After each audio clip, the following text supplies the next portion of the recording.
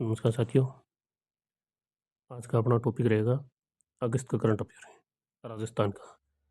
ये एक क्रोनोलॉजी है वो बच गई थी, इसका 2 वीडियो में वो कंप्लीट करा दी इनको। इसके अंदर से आरपीएससी ने अच्छे खासे प्रश्न पूछ रखे, साथ में उनका भी अध्ययन हो जाएगा और आगामी पेपर में उनके अंदर भी पता लग जाएगा भी कि हाँ इस प्रकार के प्रश्न आते हैं और उसके पास से भी प्रश्न वापिस आ सकते हैं। पहले राजीविका और वी शक्ति ट्रस्ट के बीच गैर वित्तीय समझौते का विवरण क्या था? राजस्थान ग्रामीण आजीविका विकास परिषद यानी राजीविका और वी शक्ति ट्रस्ट दिल्ली के बीच गैर वित्तीय समझौते पर हस्ताक्षर किए गए। ये तारीख छोड़ देना, मत याद करना। इसका उद्देश्य क्या था? इस समझौते का लक्ष्य स्वयं सहायता समूह की महिला सदस्यों, शिल्पकारों और छोटे व्यवसायों को उनके उत्पादों और कौशल को प्रदर्शित करने के लिए एक मंच देना और उनकी आय बढ़ाना और लैंगिक समानता पर जागरूकता फैलाना है। यह उनके उद्देश्य ध्यान में रखना है। हो सकता है कि भी ये राजीविका इन्होंने किन के साथ वो समझौता किया था? वी शक्ति ट्रस्ट के साथ। फिर शुरुआत में ये सहयोग विशेष रूप से अलवर जिले के ग्रामीण क्षेत्रों में ग्रामीण उद्यमिता और क्षमता निर्माण पर केंद्रित होगा। स्टार्ट के मैंने ये समझौता है वो अलवर जिले के ग्रामीण क्षेत्रों में ग्रामीण उद्यमिता और क्षमता निर्माण पर केंद्रित होगा, याद करना है। फिर राज्य मंत्रिमंडल ने किया विश्वकर्मा युवा उद्यमी प्रोत्साहन योजना और 2 नई नीतियों का अनुमोदन। ये 2 नई नीतियाँ है, तो ये टोटल 3 हो गई हैं। ये कन्फर्म याद करना है। इसके अंदर से आरपीएससी ने पीछे एग्जाम हुआ था वो ऐसे का था शायद टेलीकम्युनिकेशन का, इसके अंदर से भर के क्वेश्चन पूछे हैं इन दोनों, ये 3 नीतियाँ इनके अंदर से। मुख्यमंत्री भजनलाल शर्मा की अध्यक्षता वाले राजस्थान राज्य मंत्रिमंडल द्वारा विश्वकर्मा युवा उद्यमी प्रोत्साहन योजना तथा 2 नवीन नीतियों का अनुमोदन 23 अगस्त 2025 को किया गया। ये विश्वकर्मा युवा उद्यमी प्रोत्साहन योजना, एक तो इसकी आपको तारीख याद रखनी है कि 23 अगस्त 2025 को अनुमोदित इस योजना का लक्ष्य 18 से 45 वर्ष की युवाओं को उद्यम स्थापित करने या पुराने उद्यम के विस्तार के लिए प्रोत्साहित करना है। एक तो ये उम्र याद रखना है आप, 18 से 45 वर्ष। और फिर इनका वित्तीय प्रावधान क्या है? योजना के तहत 2 करोड़ तक के ऋण पर 8% तक का ब्याज अनुदान दिया जाएगा। ये पूरी की पूरी लाइनें पेपर के अंदर आई हुई है। उसके अंदर 8% नहीं था, 4% था। 2 करोड़ तक के ऋण पर 8% तक का ब्याज अनुदान दिया जाएगा और साथ ही ऋण पर 25% यानी अधिकतम 5 लाख तक का मार्जिन मनी अनुदान भी मिलेगा। इसके अंदर ये वित्तीय प्रावधान है, ये भी याद करना है, उद्देश्य याद करना है, इसकी तारीख याद करनी है। इसके अंदर जितना फैक्ट है वो कंप्लीट याद करना है आपको। महिला एससी एसटी और दिव्यांग उद्यमियों को 1 करोड़ से अधिक के ऋण पर 1% अतिरिक्त अनुदान का लाभ मिलेगा। यानी टोटल 8% तो ये हो गया और 1% ये हो गया। मतलब जो महिला है एससी एसटी और दिव्यांग उद्यमी इनको 1 करोड़ से अधिक के ऋण पर टोटल 9% ऋण मिल जाएगा। एक 8 ये हो गया और 1 ये हो गया। 1% अतिरिक्त अनुदान का लाभ दिया जाएगा इनको।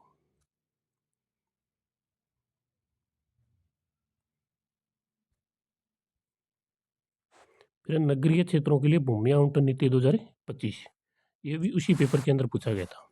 इसका उद्देश्य यह नीति भूमि आवंटन नीति 2025 का स्थान है, सॉरी ये 2025 नहीं 15 का स्थान लेगी। यह नीति भूमि आवंटन नीति 2015 का स्थान लेगी। इसका उद्देश्य शैक्षणिक, औद्योगिक, चिकित्सकीय और व्यावसायिक इकाइयों के लिए भूमि आवंटन प्रक्रिया को सरल और पारदर्शी बनाना है। इसमें मुख्य प्रावधान क्या है? इस नीति के तहत विभिन्न सामाजिक उपयोगों हेतु भूमि आरक्षित दर 40%, याद करना 40% आवंटित की जाएगी। राजकीय विभागों को उनकी गतिविधियों के लिए भूमि निःशुल्क दी जाएगी। हालांकि आवासीय परियोजनाओं और रेड कैटेगरी उद्योगों जैसे कुछ गतिविधियों के लिए भूमि आवंटन नहीं दिया जाएगा। ये पूरी की पूरी प्रावधान है, ये पेपर के अंदर दिया गया था।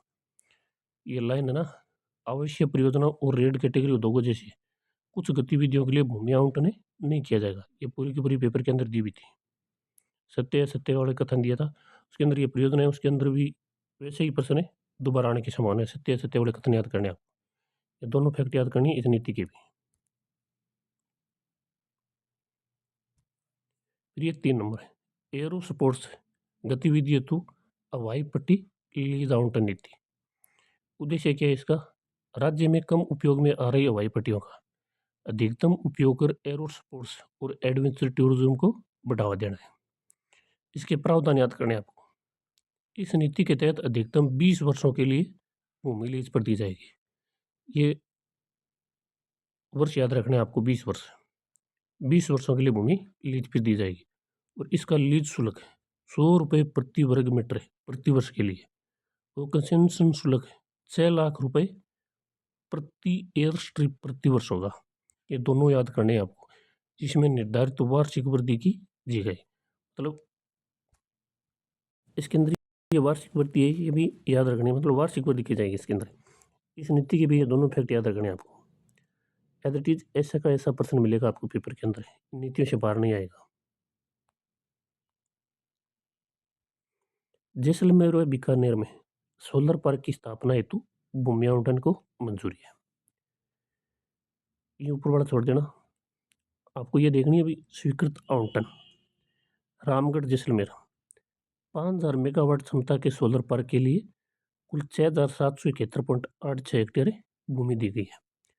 2700 मेगावाट सोलर पार्क के लिए 5113.99 हेक्टेयर भूमि दी गई है। ये मेगावाट याद रखना है आपको। हो सकता है ये क्षेत्रफल नहीं बुझे आपको, ये छोड़ देना हेक्टेयर वाला। ये मेगावाट याद रखना दोनों को, एक 5000 मेगावाट और एक 2700 मेगावाट है। फतेहगढ़ तहसील 12500 मेगावाट सोलर पार्क के लिए 14026.87 हेक्टेयर भूमि और 6200 मेगावाट सोलर पार्क के लिए 8582.42 हेक्टेयर भूमि। या आप आरपीसी की तैयारी करो तो ये हेक्टेयर वाली भूमि है, ये भी याद करनी पड़ेगी आपको। वैसे तो अभी कर्मचारी चयन बोर्ड ने भी साफ कर दिए, कल वो जमादार सेकंड ग्रेड का पेपर हुआ था, उसके अंदर भी जैसे फैक्ट वाले क्वेश्चन है वो ज़्यादा आ रहे हैं अभी, तो हो सकता है अभी रेट की शुरुआत यहीं से स्टार्ट हो जाए, तो फैक्ट आप ध्यान से पढ़ना। फिर कारागार विभाग के 4 अधिकारियों को राष्ट्रपति पदक है। इन चारों के नाम याद रख लेना आप, रमाकांत शर्मा, योगेश तेजा, सुगर सिंह गुर्जर और लोकोज्वल सिंह। ये 4 नाम याद करने आपको, और छोड़ देना ये कहाँ से है कहाँ से नहीं, ये मत पढ़ना। इन चारों के नाम है, याद कर लेना।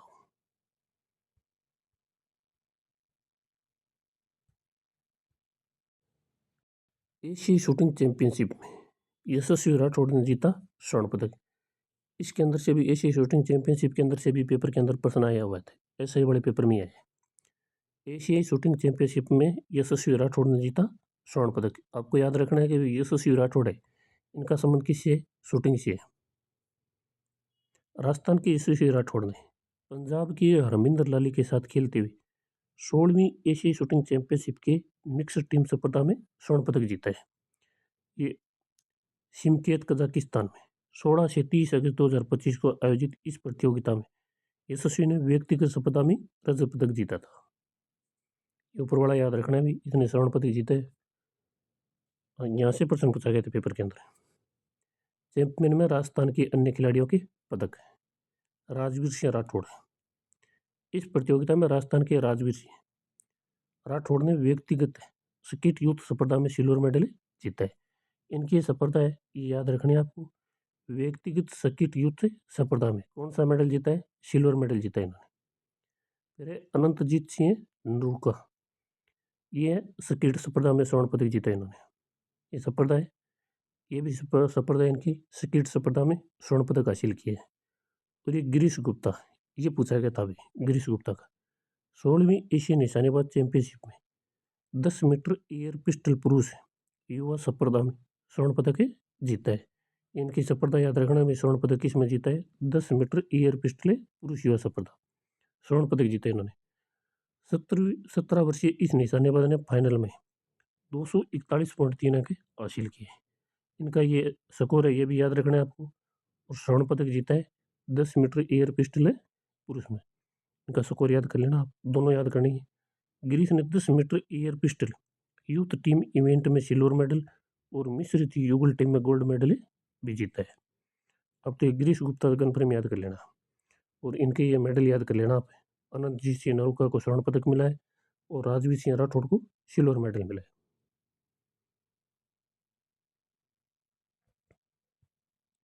पहला देशुला भारत का पहला पूर्ण बीमित गांव। मुख्य उपलब्धि अलवर जिले की देशुला ग्राम पंचायत है। देश की पहली ऐसी ग्राम पंचायत बन गई है जहां सभी निवासियों को बीमा कवर प्रदान किया गया है। इस गांव का नाम याद रखना भी अलवर जिले की देशुला ग्राम पंचायत है जहाँ पे सभी निवासियों को बीमा कवर प्रदान किया गया।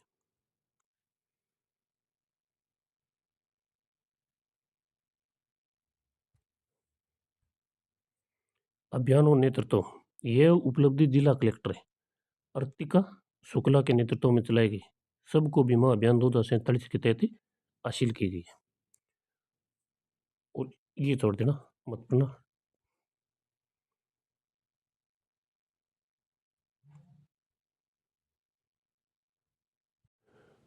प्रजासत्ताक दिवस 2025 राजस्थान की 3 सरपंच बने लाल किले की विशेष अतिथि।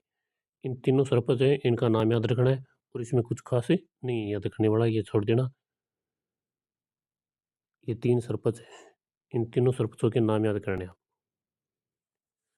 पहला है श्रीमती कुसुम सिंह, रारा ग्राम पंचायत डिग भरतपुर। इनका नेतृत्व क्या था?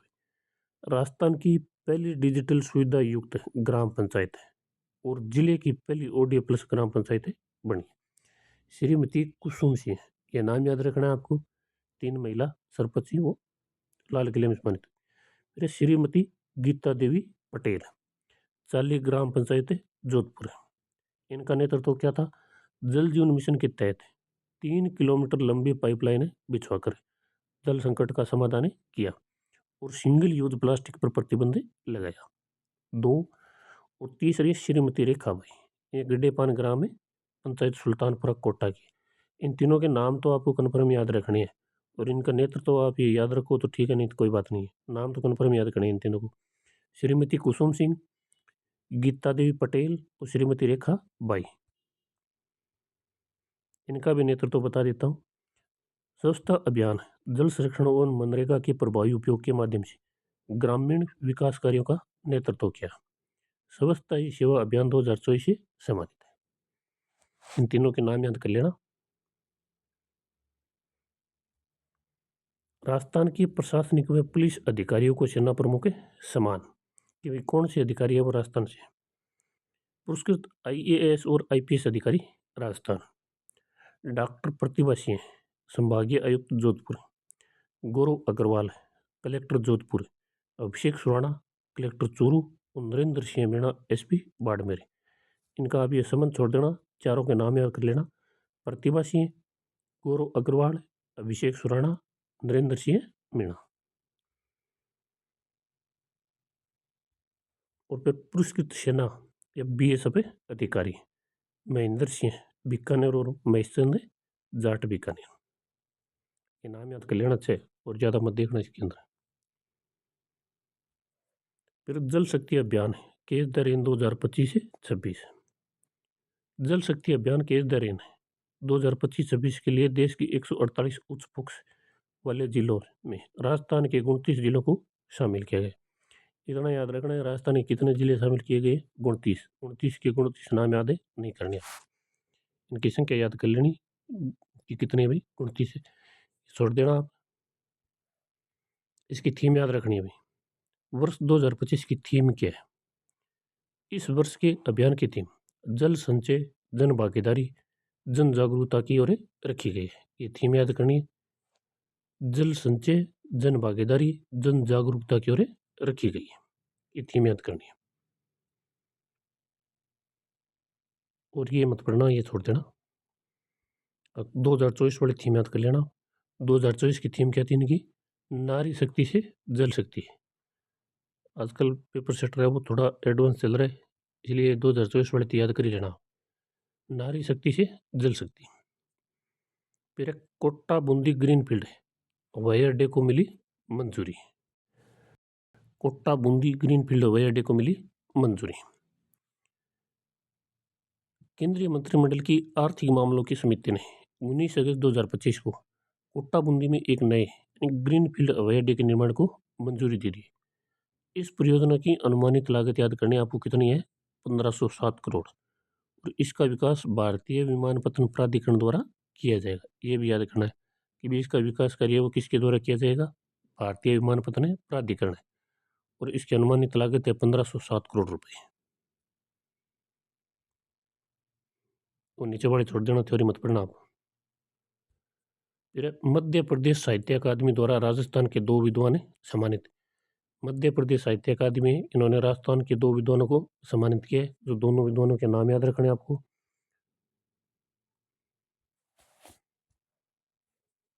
पहला है प्रोफेसर नंद किशोर पांडे। इनका परिचय देख लेते हैं भाई। जयपुर स्थित हरिदेव जोशी पत्रकारिता और जन संस्कार विश्वविद्यालय की कुलगुरु। पुरस्कार कौन सा मिला इनको? पुरस्कार याद रखना है। विप्रो नंद किशोर पांडे को कौन सा पुरस्कार से सम्मानित किया गया? अखिल भारतीय आचार्य रामचंद्र शुक्ल पुरस्कार।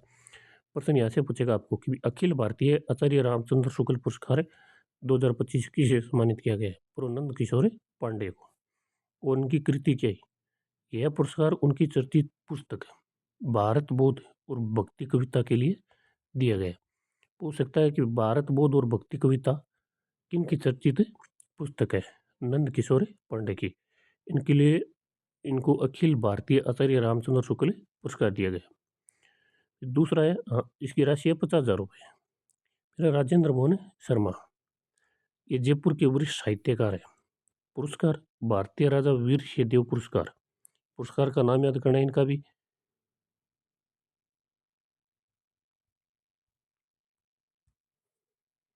और इनकी कृति क्या है? यह सम्मान उनकी कृति महात्मा विदुर के लिए प्रदान किया गया है। इनकी राशि 1 लाख रुपए। ये दोनों याद करना है, नंद किशोर और राजेंद्र मोहन शर्मा, दोनों के नाम याद करने। और इनका पुरस्कार याद रखना कौन सा दिया गया। उनको तो आचार्य रामचंद्र शुक्ल दिया गया था और राजेंद्र मोहन शर्मा जी को दिया गया भारतीय राजा वीर सिंहदेव पुरस्कार। फिर 44वीं सब जूनियर राष्ट्रीय शूटिंग बॉल चैंपियनशिप में राजस्थान ने जीता स्वर्ण पदक। आपको पूछेगा भी कि 44वीं सब जूनियर राष्ट्रीय शूटिंग बॉल चैंपियनशिप में राजस्थान ने निम्नलिखित में से कौन सा पदक जीता है? स्वर्ण पदक जीता है। ये चैंपियनशिप हुई कहाँ थी? बोध गया बिहार के अंदर हुई थी। ये पेपर के अंदर नहीं पूछेगा आपको। 44वीं सब junior national shooting ball championship 2025 बोध गया बिहार में हुई थी। 44वीं सब junior national shooting ball championship में राजस्थान की अंडर 17 टीम ने स्वर्ण पदक जीता है। राजस्थान की टीम ने फाइनल में पंजाब को 21-18 और 21-17 से हराकर यह स्वर्णिम सफलता हासिल की। इतना याद रख लेना, राजस्थान ने स्वर्ण पदक जीता है और फाइनल में किसको हराया था? पंजाब को हराया था। आजकल ये सर्वश्रेष्ठ खिलाड़ी वाला प्रश्न पेपर के अंदर देता है भाई। सर्वश्रेष्ठ खिलाड़ी कौन था? राजस्थान टीम के कप्तान अनूप गढ़ मितेश थालोड़ को टूर्नामेंट का सर्वश्रेष्ठ खिलाड़ी चुना गया। मितेश थालोड़ को टूर्नामेंट का सर्वश्रेष्ठ खिलाड़ी चुना गया। ये पेपर के अंदर आ गए भाई, 2 या 3 बार पेपर आ गए। पेपर के अंदर ये क्वेश्चन आ गए। खेरतल तिजारा की है प्रिंसिपल नीलम यादव को राष्ट्रीय शिक्षक पुरस्कार से सम्मानित किया गया। देश भर से चयनित 45 शिक्षकों में शामिल है। टोटल 45 शिक्षकों का चयन किया गया था, जिनमें राजस्थान की ये नीलम यादव थी।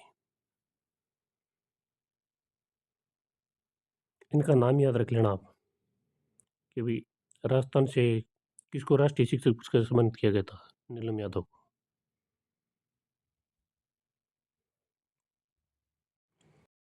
फिर है मथुरा दास माथुर अवार्ड 2025 की घोषणा। राजस्थान क्रिकेट के 32वें प्रतिष्ठित मथुरा दास माथुर पुरस्कार के लिए अगस्त 2025 में 3 खिलाड़ियों का चयन किया गया। सीनियर वर्ग के अंदर है महिपाल लोमरोर, जो रणजी टीम के कप्तान है। और जूनियर वर्ग के अंदर है कार्तिक शर्मा। और सब जूनियर वर्ग के अंदर है यथार्थ भारद्वाज। इन तीनों के नाम याद रखने आपको। सीनियर वर्ग महिपाल लोमरोर, जूनियर वर्ग कार्तिक शर्मा और सब जूनियर वर्ग है यथार्थ भारद्वाज। इनका ये नीचे वाला छोड़ देना। आपको जितना बताया जाता है उतने पढ़ लेना, बहुत है। इससे बाहर क्वेश्चन नहीं जाएगा। फिर राज किसान साथी प्रोजेक्ट को राष्ट्रीय इनोवेशन अवार्ड। राजस्थान सरकार ने की सूचना प्रौद्योगिकी और संचार विभाग की राज किसान साथी परियोजना को प्रतिष्ठित राष्ट्रीय CIPS इनोवेशन अवार्ड 2024 से सम्मानित किया गया है। यह पुरस्कार 25 अगस्त 2025 को श्रीनगर में जम्मू कश्मीर के उपराज्यपाल मनोज सिन्हा द्वारा प्रदान किया गया। आपको याद रखना है कि भी राष्ट्रीय इनोवेशन अवार्ड से किसे सम्मानित किया गया? राज किसान साथी प्रोजेक्ट को। प्रोजेक्ट का विवरण क्या है? राज किसान साथी इज ऑफ डूइंग फार्मिंग की अवधारणा पर आधारित एक सिंगल विंडो ऑनलाइन पोर्टल है। याद रखना है, सिंगल विंडो ऑनलाइन पोर्टल। इसके अंदर जो लाल पेंसिल से ये निशान लगाए गए, ये पेपर के अंदर पूछा गया है, तो आपको ये देख लेना। इसे भारत कर्मचारी चयन बोर्ड है वो वापस रिपीट करके क्वेश्चन देते हैं RPC के। एक सिंगल विंडो ऑनलाइन पोर्टल है। ये कृषि एवं सहायक विभागों की 120 से अधिक सेवाओं को पूरी तरह से पेपरलेस और फेसलेस तरीके से उपलब्ध कराता है। राजस्थान इस तरह का एकीकृत ढांचा विकसित करने वाला देश का पहला राज्य है। पूर्व में प्राप्त पुरस्कार। इस प्रोजेक्ट को पहले भी राष्ट्रीय E-गवर्नेंस अवार्ड यानी सिल्वर, सुकोच अवार्ड और प्रधानमंत्री उत्कृष्ट लोक प्रशासन अवार्ड फाइनलिस्ट जैसे प्रतिष्ठित सम्मान मिल चुके हैं। ये पूरा याद करना है।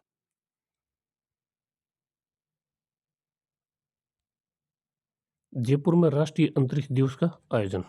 राष्ट्रीय अंतरिक्ष दिवस का आयोजन कहाँ किया गया है? जयपुर में। और इसकी थीम याद करनी है आपको, आर्यभट्ट टू गगनयान, इनसेट विजडम टू इनफाइनाइट पॉसिबिलिटीज थी। ये थीम याद कर लेना आप। और एक इनका ये याद रखना कि राष्ट्रीय अंतरिक्ष दिवस का आयोजन कहाँ किया गया था? जयपुर के अंदर किया गया था। एक ये याद कर लेना, एक इसकी ये थीम याद कर लेना।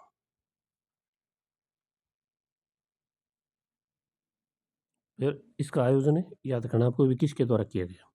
आयोजक है राजस्थान पर्यटन विभाग और स्पेस है इंडिया के द्वारा।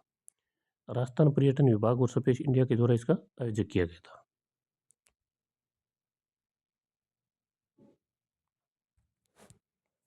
फिर विकसित राजस्थान एड 2047 विजन डॉक्यूमेंट का अनुमोदन।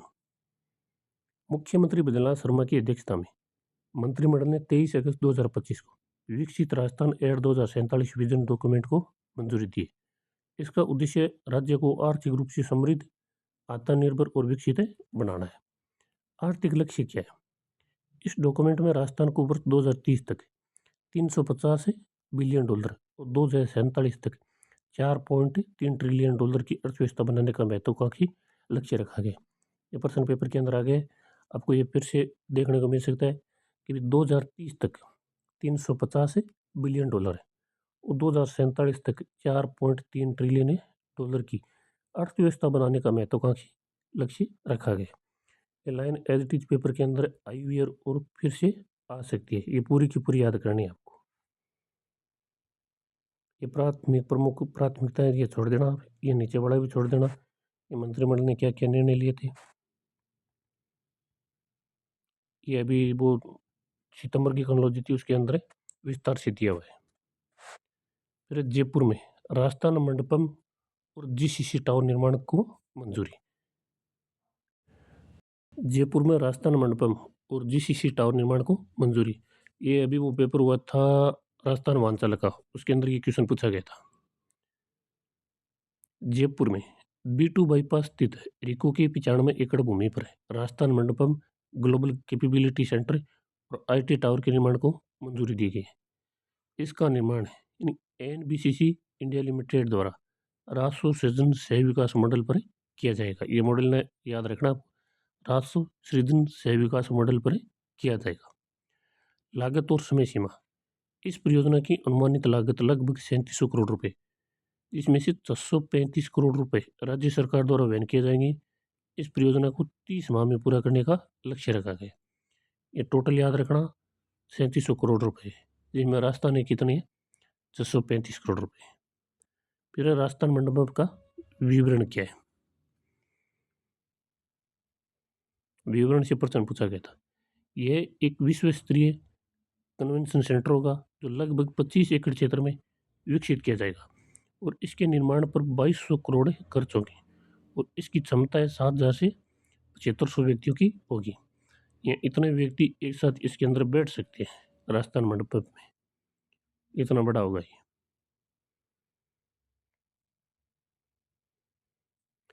फिर है 79वां स्वतंत्रता दिवस, जोधपुर में राज्य स्तरीय समारोह।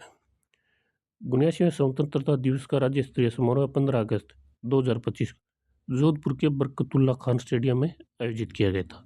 याद रखना है कहाँ पे आयोजित किया गया था, जोधपुर के बरकतुल्ला खान स्टेडियम में।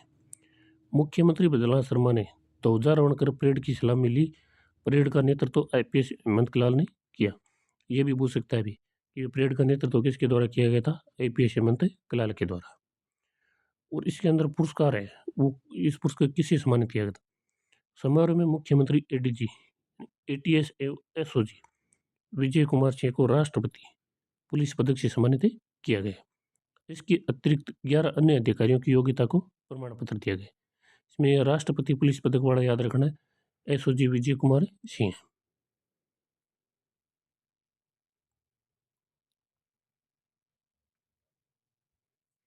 फिर एट होम कार्यक्रम एवं समान जोधपुर आयोजन। स्वतंत्रता दिवस की पूर्व संध्या पर 14 अगस्त 2025 को मुख्यमंत्री बजरंग शर्मा के सानिध्य में जोधपुर के मेहरानगढ़ फोर्ट में एट होम कार्यक्रम आयोजित किया गया था। हो सकता है एट होम कार्यक्रम का आयोजन कहाँ से किया गया था, जोधपुर के मेहरानगढ़ फोर्ट यानी मेहरानगढ़ दुर्ग से किया गया था। इसमें ये नीचे वाले छोड़ देना, मत पढ़ना, इतना याद कर लेना भी एट होम कार्यक्रम का आयोजन कहाँ से किया गया था, जोधपुर के मेहरानगढ़ फोर्ट से।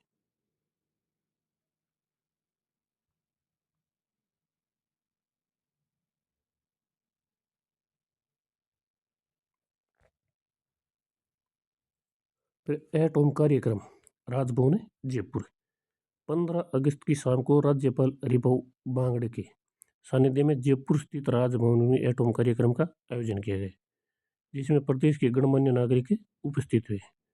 यहाँ पे कौन था, जयपुर में राज्यपाल हरिभाऊ बांगड़े, और जोधपुर में हुआ था मेहरानगढ़ फोर्ट में, उसके अंदर कौन था, मुख्यमंत्री भजनलाल जी शर्मा। ये दोनों याद करने। जयपुर राजभवन में हुआ था एट होम कार्यक्रम।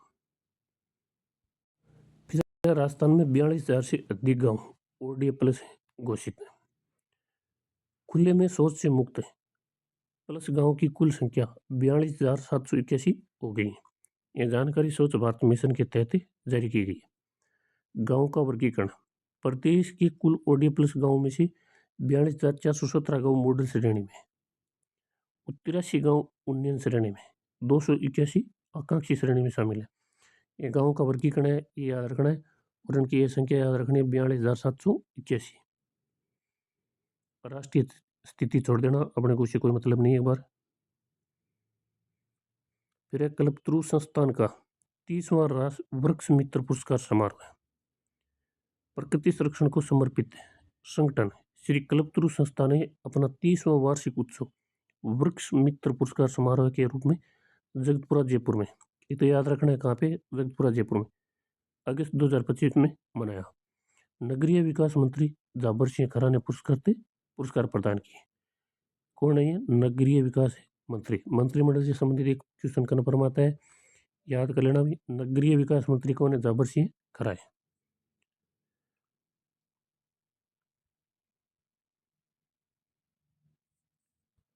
में आपको याद रखना है कि भी प्रथम पुरस्कार किसे दिया गया था, वैभव निम्बालकर, ये एक याद रख लेना। और अन्य विशिष्ट सम्मान, सर्वश्रेष्ठ वृक्ष मित्र सहयोगी सम्मान है धर्मेंद्र मदान महिला ग्रुप की संस्थापक महिमा ग्रुप की। और फिर है volunteer of the year Tanuj Kayastha, ये दोनों याद करने। सर्वश्रेष्ठ वृक्ष मित्र सहयोगी सम्मान धीरेन्द्र मदान, सॉरी ये धीरेन्द्र मदान है, महिमा ग्रुप के निदेशक है। और volunteer of the year Tanuj Kayastha है। प्रदेश की पहली सेक्स सॉर्टेड सीमन लैब का शुभारंभ, इसके याद रखना, बस ये जयपुर के अंदर की गई, इतना याद रख लेना। प्रदेश की पहली सेक्स सॉर्टेड सीमन लैब का शुभारंभ बस ये जयपुर में किया गया। फिर संचालन और समझौता, इस अत्याधुनिक लैब का संचालन राजस्थान कोऑपरेटिव डेयरी फेडरेशन द्वारा national dairy development board Gujarat के सहयोग से किया गया। ये सहयोग याद रखना भी, कि भाई राजस्थान कोऑपरेटिव डेयरी फेडरेशन ने किसके साथ समझौता किया है? National dairy development board Gujarat के साथ।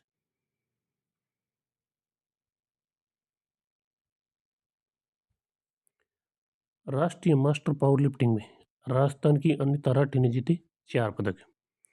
बाढ़ में राजस्थान की अनिता राठी ने नेशनल मास्टर्स क्लासिक व एवं इक्विपमेंट पावर लिफ्टिंग चैंपियनशिप में कुल 4 पदक जीते। यह प्रतियोगिता अगस्त 2025 में कोझिकोड केरल में आयोजित की गई थी। प्रतियोगिता कहाँ आयोजित हुई थी? कोझिकोड केरल के अंदर। और पदकों का विवरण: 63 किलोग्राम मास्टर 1 भार वर्ग में प्रतिस्पर्धा करते हुए अनिता राठी ने स्वर्ण पदक बेंच प्रेस में, ये छोड़ देना आप, इनका ये इतना नाम याद रख लेना कि राष्ट्रीय मास्टर पावर लिफ्टिंग में राजस्थान की अनिता राठी ने 4 पदक जीते। इनका संबंध बाड़मेर से है। और अनिता राठी का संबंध पूछ सकता है भी किस खेल से है? पावर लिफ्टिंग से। कैटेगरी याद रख लेना, 63 किलोग्राम भार वर्ग।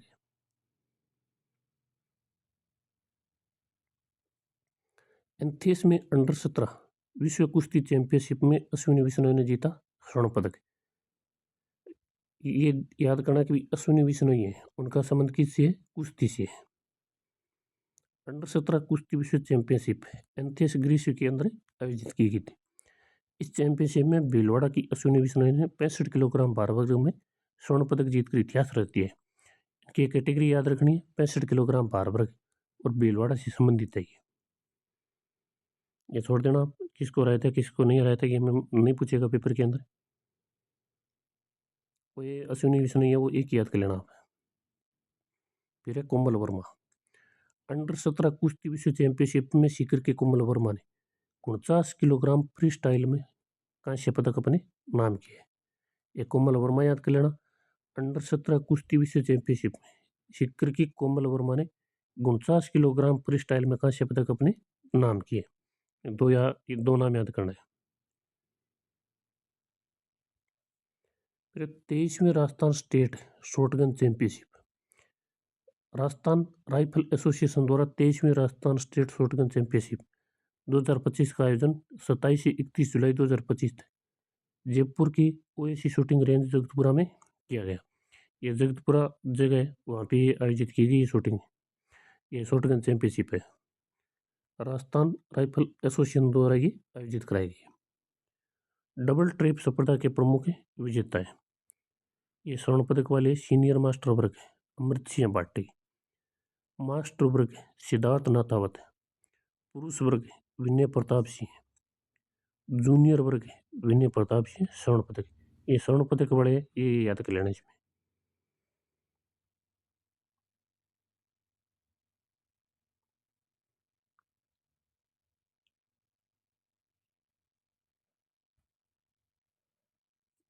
फिर इस सरदार दौसा पेयजल परियोजना का शिलान्यास मुख्यमंत्री बदला शर्मा ने 4 अगस्त 2025 को दौसा जिले के लाहौल सोट स्थित डूंगरपुर गांव इस सरदार दौसा पेयजल परियोजना का शिलान्यास किया। निर्माण कार्य इस परियोजना के तहत लाल सोट क्षेत्र में लगभग 350 करोड़ की लागत से, कितनी लागत है? 350 करोड़। 8 सवत जलाशय, 5 पंप हाउस, 47 उच्च जलाशय और 1800 किलोमीटर से अधिक लंबी पाइपलाइनें बिछाई जाए। कि वो भर्ती वाली बात करते हैं तो कहते हैं कि भाई ये पाइपलाइन के अंदर है, कोई पाइपलाइन बिछाई जाएगी यहाँ पे।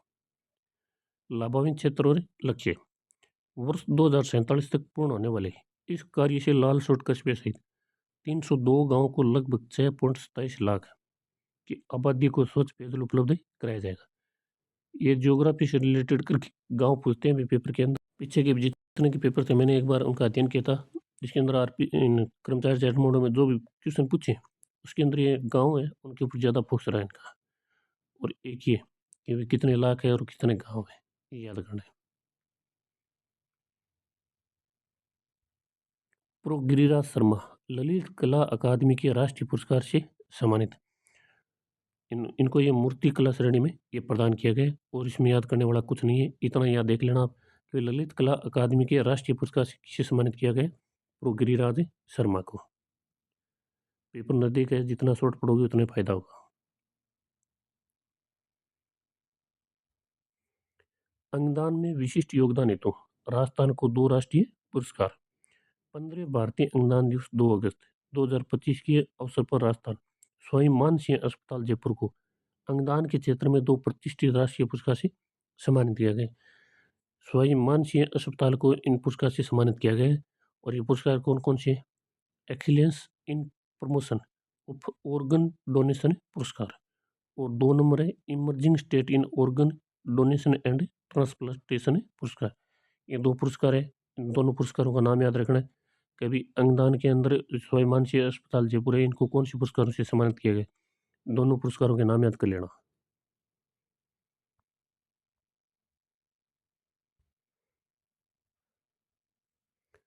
अरुण चतुर्वेदी 7वें राज्य वित्त आयोग के अध्यक्ष नियुक्त है।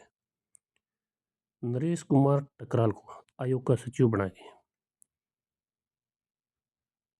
एक ही याद कर लेना भी, इन्होंने अगस्त 2025 में अपना कार्यभार ग्रहण किया। अरुण चतुर्वेदी ने 7वें राज्य वित्त आयोग के अध्यक्ष किसे नियुक्त किया गया? अरुण चतुर्वेदी को। और इसका आयोग का सचिव किसे बनाया गया? नरेश कुमार टकराल को।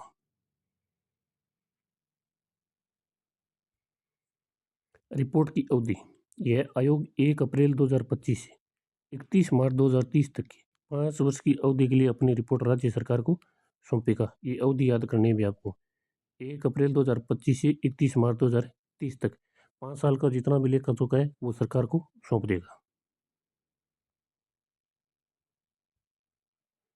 फिर जयपुर के फिल्म मेकर ऋषिराज अग्रवाल को राष्ट्रीय पुरस्कार। 71वें नेशनल फिल्म अवार्ड में जयपुर के फिल्म मेकर ऋषिराज अग्रवाल को उनकी documentary gold vulture and human के लिए बेस्ट डॉक्यूमेंट्री श्रेणी में राष्ट्रीय पुरस्कार से सम्मानित किया गया। डॉक्यूमेंट्री का विषय क्या था? यह डॉक्यूमेंट्री अंगदान प्रक्रिया में महत्वपूर्ण भूमिका निभाने वाले ट्रांसप्लांट कोऑर्डिनेटर्स के अनदेखे जीवन और उनके कार्य पर आधारित है। ये डॉक्यूमेंट्री का विषय ये याद करना है और एक ये याद करना है कि भी किसे दिया गया है? ऋषिराज अग्रवाल को।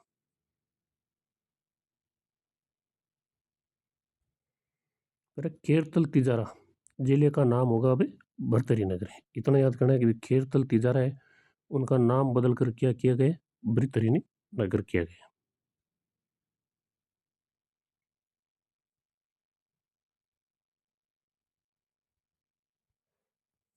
फिर राज्य स्तरीय संस्कृत विद्युत दंत सम्मान समारोह, ये कहाँ पे आयोजित किया गया था? उदयपुर के अंदर आयोजित किया गया था। संस्कृत शिक्षा विभाग राजस्थान सरकार द्वारा राज्य स्तरीय संस्कृत विद्वजन सम्मान समारोह का आयोजन 7 अगस्त 2025 को उदयपुर के सुखाड़िया रंगमंच में किया गया। ये थ्योरी छोड़ देना आप, इतना याद रख लेना। राज्य स्तरीय संस्कृत विद्वजन सम्मान समारोह 2025 का आयोजित किया गया उदयपुर के अंदर। यह कार्यक्रम पहली बार उदयपुर में आयोजित हुआ है, जिसके मुख्य अतिथि विधानसभा अध्यक्ष वासुदेव देवनानी थे। ये भी याद करना है। ये भी विधानसभा अध्यक्ष वासुदेव देवनानी मुख्य अतिथि थे। फिर सर्वोच्च सम्मान समारोह का सर्वोच्च संस्कृत साधना शिखर सम्मान चित्तौड़गढ़ के कैलाश चंद्र मुंदड़ा को प्रदान किया गया। सर्वोच्च समारोह का सर्वोच्च संस्कृत साधना शिखर सम्मान चित्तौड़गढ़ के कैलाश चंद्र मुंदड़ा को प्रदान किया गया। एक तो ये उदयपुर वाला याद रखना, फिर इसका मुख्य अतिथि वासुदेव देवनानी और ये सर्वोच्च शिखर सम्मान किसे दिया गया? कैलाश चंद्र मुंदड़ा को।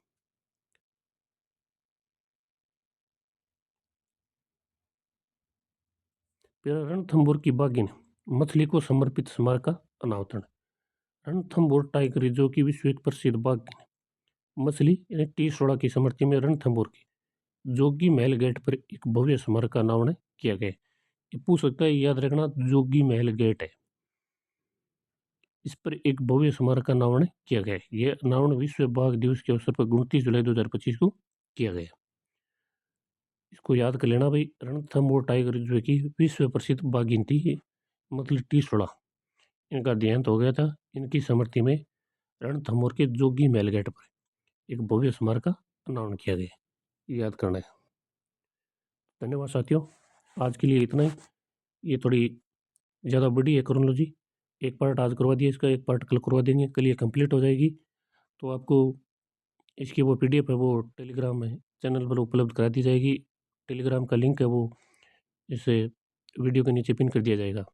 तो आप ज़्यादा से ज़्यादा शेयर करें, सब्सक्राइब करें। धन्यवाद।